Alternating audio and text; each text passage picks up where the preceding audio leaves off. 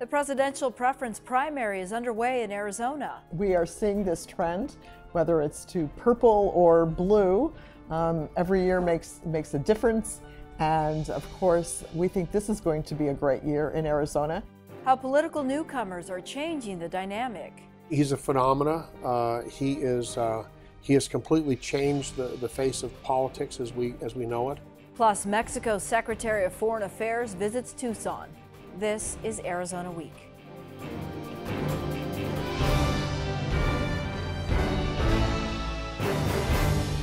Hello, and thanks for joining us. Mexican Foreign Affairs Secretary Claudia Ruiz recently visited Tucson. She spoke with Arizona Public Media's Nancy Montoya. Here's a portion of the interview. What is the sentiment among the Mexican government about a very anti-immigrant kind of rhetoric that is swirling around the presidential candidates? Well, I would talk about not the Mexican government, but the Mexican people. We know that we share with the majority of Americans a set of values that welcomes migration, that sees the very many contributions immigrants have made to the United States, that know that the Mexican community in the United States, the Mexican-American community in the United States is a productive community, is a positive community, hardworking community that contributes to the economic growth and social development of the United States. So when we hear this rhetoric, and let me tell you, we know it is encased in an electoral process, and that electoral processes have their dynamics. Yeah. But when we hear this rhetoric, we can't help but say, this is not the way to go. This is not the values we share with the large majority of the American people.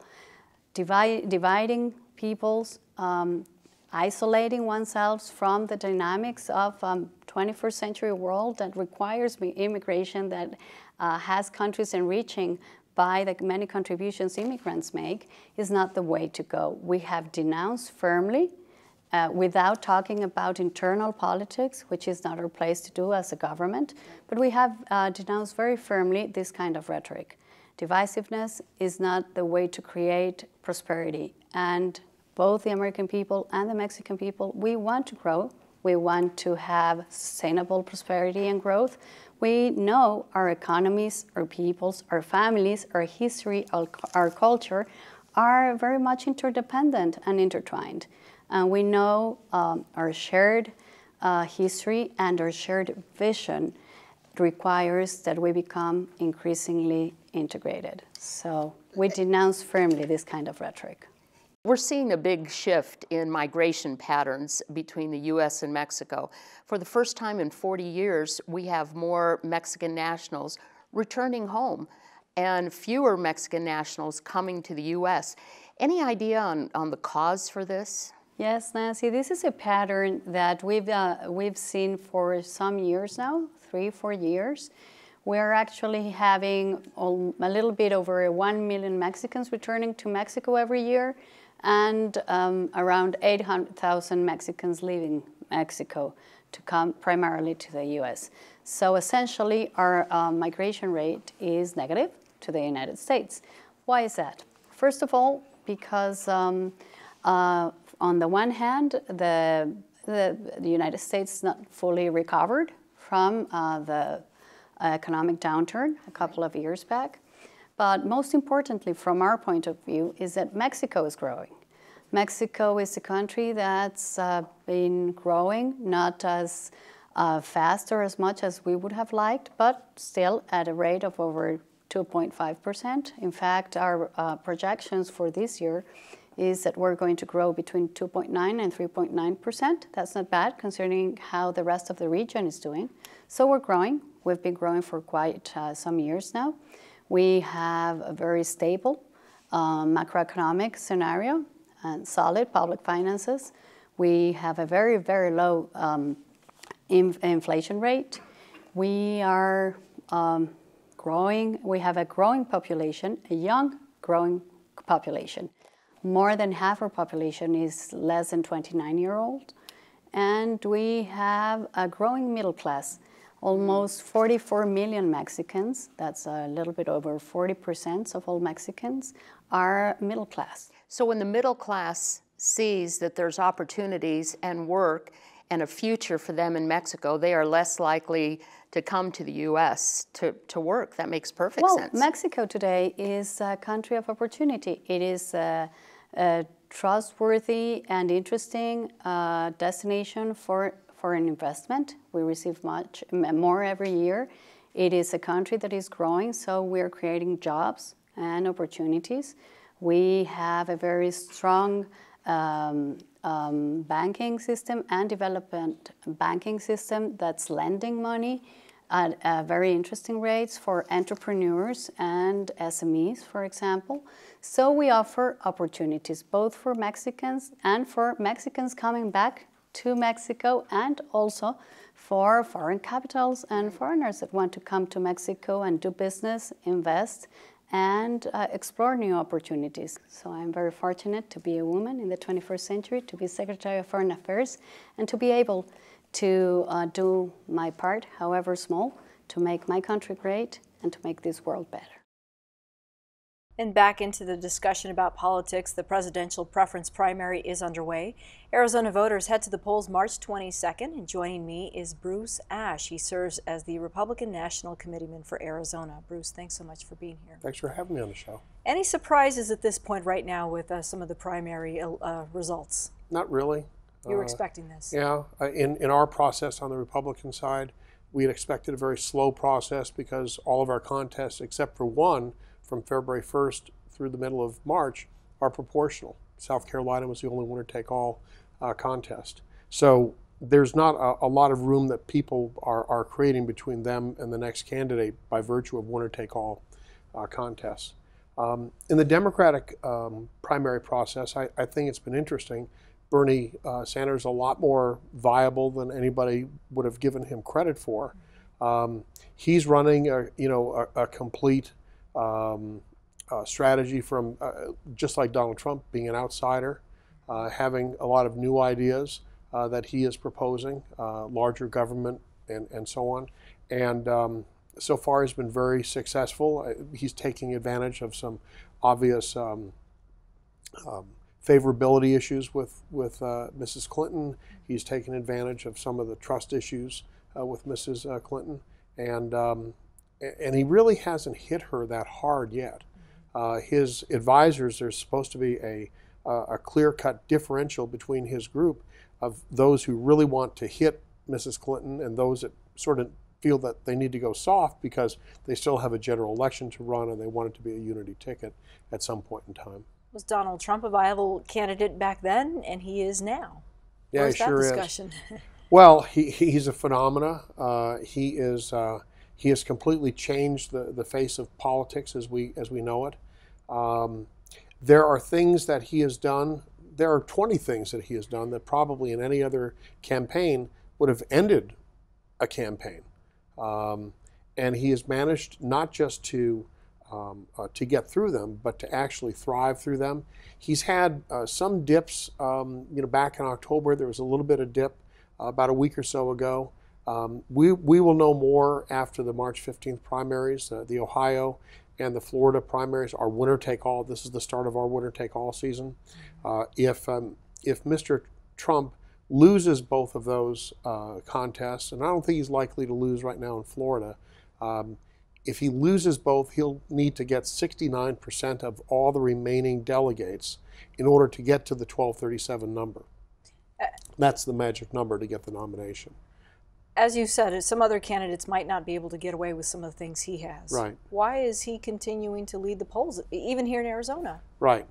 It is his persona, and there is a great deal of frustration. We see this with Democratic voters as well. There's a great deal of frustration, anger, the feeling that our politicians have let us down. They campaign one way, they govern another way.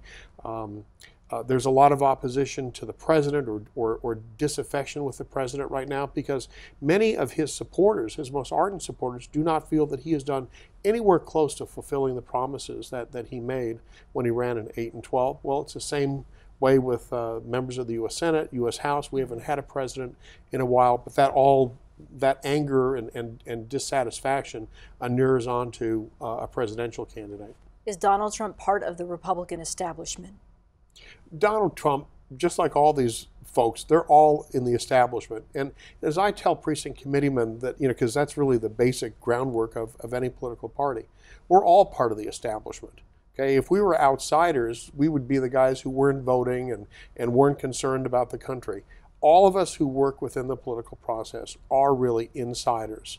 Now, Donald Trump is sort of an uber insider in his particular case, being a very wealthy guy, being a part of a lot of political activities as a donor, as an influence maker over, almost 25 years, being a personality. His persona is really what I think initially catapulted him, and the promise of making America better again. Some of the rhetoric that we've been hearing from the campaign, does that help or hurt relations just south of the border with Mexico? Yeah. Well, no matter what a presidential candidate says during a campaign, he or she has to govern. I think Mr. Trump, just like Mrs. Clinton and Mr. Sanders, are very, very conscious of what they're going to have to do.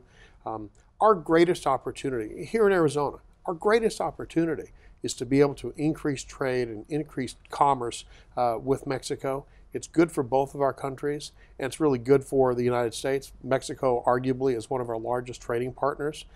There may be a fence, and there probably ought to have been a fence. I mean, this is something that Congress had voted on, had appropriated some funds, had never really finished that job. It should not be a fence, though, that is designed to keep everybody out. The other part of the problem is that we really have an antiquated immigration system. It's not a modern day system. There's no way, and Mr. Trump has talked about this, some of the other candidates have talked about this, there's no way that whether it's 1 million, 12 million, or however many million Mexicans or other foreign nationals are ever going to be deported from this country, ever. That is a campaign promise that's being made that just simply is not going to happen.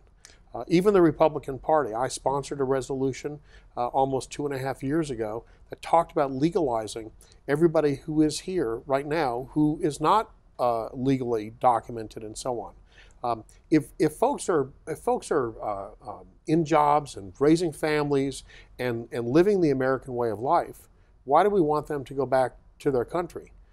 It doesn't necessarily lead to citizenship initially, but there should be a path to citizenship, provided that you're willing to go through all the different things that folks have to do in order to apply for citizenship. This ought not be punitive. I mean, the idea that America is going to put a whole bunch of people on trains and planes and buses and automobiles and take them out of the country is just not rational thinking. And Bruce Ashe, whom you just heard from, maintains Arizona is a red state and will continue to be, but Democrats say this election could be the party's opportunity. Joining me with more is the political director for the Arizona Democratic Party, Barbara Lubin. Barbara, thanks so much for being here. Thank you for having me. Arizona currently is a red state, but it could change. Yes, we are seeing this trend, whether it's to purple or blue. Every year makes a difference. And of course, we think this is going to be a great year in Arizona. Democrats typically, more of us come out to vote in presidential election years. And so we have a big plans for this year. So we'll be seeing what happens. And the Secretary of State's office releasing numbers that are positive, in your opinion. Yes, particularly as we're approaching this presidential preference election, that just in 1 month, approximately 30,000 more people registered to be Democrats, and as opposed to 22,000 registering to be Republicans. So we see it. We're taking that as a real interest in people participating in the PPE, as it's called, and then, of course, in November. Bernie Sanders tends to be very popular among the younger voters. He actually visited the Tucson area in the fall. How far does that really go in gaining ground with some of these voters who are trying to make that decision? Well, of course, they say that the probability of one voting is pretty much the same as their age. Younger people, probably because they're busy with school, jobs, or finding a stable place to be registered to vote don't vote as a high percentages as older people. And if Bernie Sanders or anyone else can get them energized and voting, that's absolutely wonderful, because I think it's a habit that once people start voting, they continue to vote throughout their lives. What are you seeing or hearing from voters in Arizona? What do they want in their next candidate? Where does Arizona play a role on the national landscape? We're going to register a lot more voters in Arizona this year, which is going to make a big difference. So there's so much polling that goes on in presidential elections. But something else that's really going to get people out is our U.S. Senate race, where Ann Kirkpatrick is the toughest opponent that John McCain has ever faced, along with our congressional races. And then there's a lot at stake in our Arizona legislature, because we're really in very close opportunity to take over the state Senate. So I think there's going to be a lot of dynamics that are going to make this an exciting state in Arizona. We hear a lot of political rhetoric right now, and sometimes the voters are getting frustrated, they're uncomfortable. In some cases, they really actually enjoy the change of tone. Where do you see that taking this election? Well, this certainly is the most unusual election that I have ever seen, and even the pundits that have been covering it forever. I think people are particularly frustrated about Washington, D.C., where the Congress is in gridlock and nothing is happening. And Arizona is a state that really has not bounded back from the Great Recession. And I think people are angry. They're wondering, why are other states doing better? Why are they getting better jobs?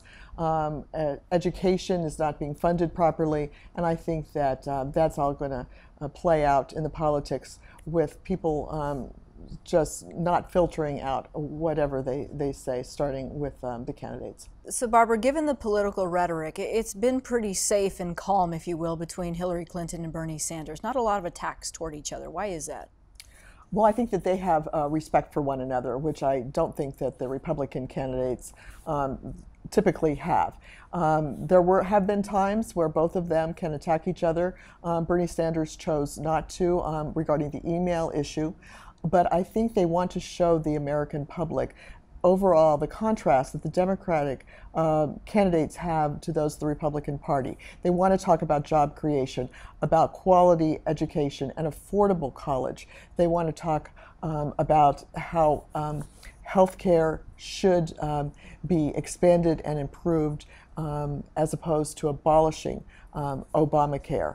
There are so many contrasts, including climate change, that the Democrats are united on, and the Republicans are, I don't know, perhaps because there were so many of them, they're trying to get the attention and trying to smear the others and insult one another. But it is very embarrassing to watch and very troubling to consider that some of these people will be vying for President of the United States. Arizona has about 85 or so delegates up for grabs. Is that the latest number that we know of?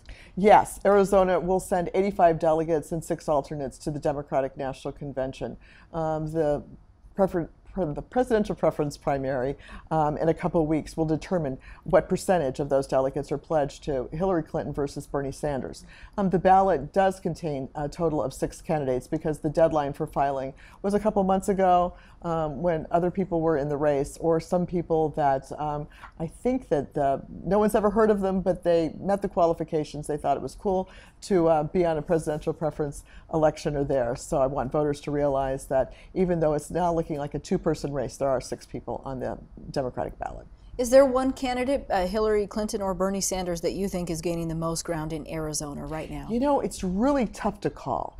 We haven't seen any polling going on. The Bernie Sanders people had an early ground game that was involved, I know, in registering or re-registering voters, but the Hillary Clinton people have now come right on board and are very organized in the state. So I think it's going to be very close. And I'm so excited that so many people are voting. Record numbers of people have already returned their Pebble ballots. In the next few weeks, next week or so, I should say, what is the Democratic Party doing to actually kind of rally the voters to mail in those ballots or head to the polls? Yes, we, of course, have local ground activity going on, primarily through the candidate races that will be canvassing neighborhoods, making telephone calls, and the publicity that goes on with the media, such as this program, will let people know. And beyond that, I think just the national news media about what's going on in other states, it really gets people excited and realize, oh my goodness, now's the time that we in Arizona have our say and our preference for who's going to lead this country. Okay. Barbara Lubin from the Arizona Democratic Party, thank you so much. Thank you.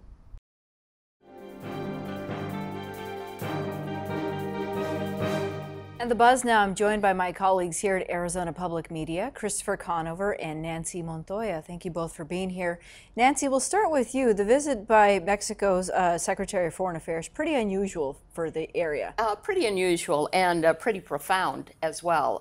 She didn't mince any words with her reaction to Donald Trump and the rhetoric, the anti-immigration rhetoric. I just saw where she also did an interview with the Washington Post where she called him ignorant and a racist. And that seems to be the feeling of many of Mexico's top-ranking officials. We now have 2 or 3 Mexican former presidents and the current president who are basically echoing the same reaction. Christopher, you spoke with Senator John McCain recently, and he expressed some concern over Latino outreach on the Republican side and trying to get some of these voters. He did. He was doing a Latino outreach event, a phone bank, and I asked him, do all the comments we're hearing coming out of Donald Trump and others at the top of the ticket, if you will, does that cause you a problem? And he said, yes, it really does. He said, he's been in Arizona for so long, Latinos know who he is, but he's really got to work this year to get those Latino voters. Now, it should be pointed out also that despite those statements of concern, if you will, he has repeatedly said he would support Donald Trump if Trump were to be the nominee. And we're talking about Donald Trump specifically because a new poll came out this week in Arizona, and he is the leading candidate. He is. In advance of the March 22nd presidential preference primary here in Arizona, they looked at 2 things: people who have already voted and those who have not, who they are going to vote for. So the numbers I'll talk about are kind of the combined numbers. Trump leads everybody by double digits. 37% of the voters, Republican voters, say they would vote for Trump. Next in is Ted Cruz, then John Kasich at 14%, and in 4th place, Marco Rubio at just about 12%, 11.6%. And Nancy, this is important because whoever is elected, Democrat or Republican, will have to have a relationship or continue the relationship with Mexico. Absolutely. And one of the things about Claudia Ruiz Massieu is she's a tough cookie. She's no stranger to tough politics. She is the daughter of the former governor of the state of Guerrero, who was assassinated. She's also the niece of Salinas de Gortari, a former president. So she's accustomed to being in the limelight. She's very polished. She's an attorney. And even having said that, you mentioned Donald Trump's name, and you can almost see the hair come up on her neck. I think it's important to mention, though, that when it comes to the Latino vote, here in Pima County, the head of the Republican Party has just been named, and it's a Latina woman. And she is telling me that she has never seen more Latinos come in and register Republican. So while he may be offensive to some Latinos or Hispanics, he certainly isn't to all of them. Christopher?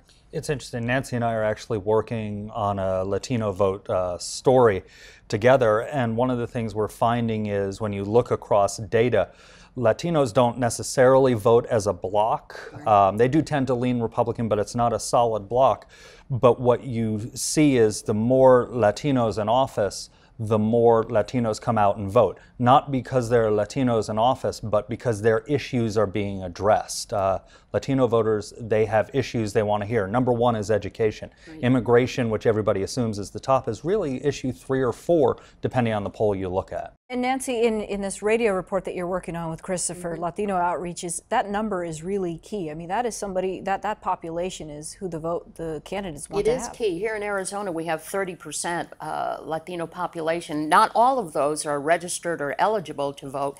Maybe half are registered and eligible to vote. What I find intriguing, though, is that for the first time in recent memory for me, we have seen a real collaboration of the various major Latino organizations in the country pull their resources together. to launch massive get out to vote and get them registered and remind them to vote. Whether that's going to have an impact, we don't know, but I believe it might.